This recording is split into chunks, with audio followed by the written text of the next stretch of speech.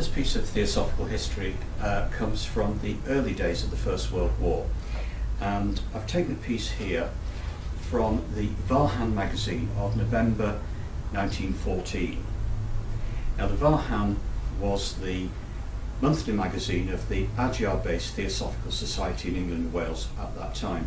Now, this letter from the president of the Brighton Lodge is an appeal for help for the Red Cross in France, but in it he outlines the French Theosophical Society's involvement in the war effort, and it's the way it's turned its facilities and buildings over to the war effort, both for soldiers and refugees.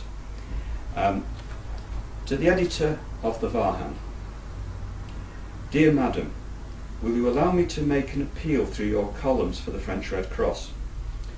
It is a work with which our fellow Theosophists in France are intimately connected. While M. Blech, the General Secretary of the Theosophical Society in France, is awaiting his turn to be called to the front, meanwhile helping to guard one of the Paris forts, his sisters are busy almost night and day, one in a Red Cross hospital in Paris, the other in her own home making garments for the wounded soldiers. With the help of lodge members, they feed and clothe the families of the workmen who were engaged in the building of the new TS headquarters in Paris and have now gone to the front. And the present TS headquarters have been turned into a home for French and Belgian refugees. Does not such splendid devotion deserve all the help we can possibly give it? Great indeed are the needs of the French Red Cross. Can it be otherwise, where the wounded are numbered by tens of thousands?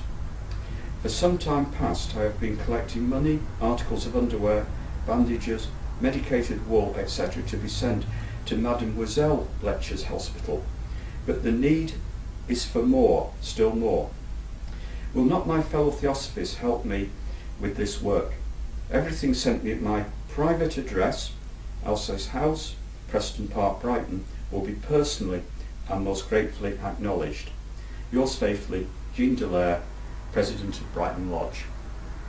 It must be remembered that in the early weeks of the First World War, the Germans did get within 30 miles of Paris, and I think that's reflected in this appeal here.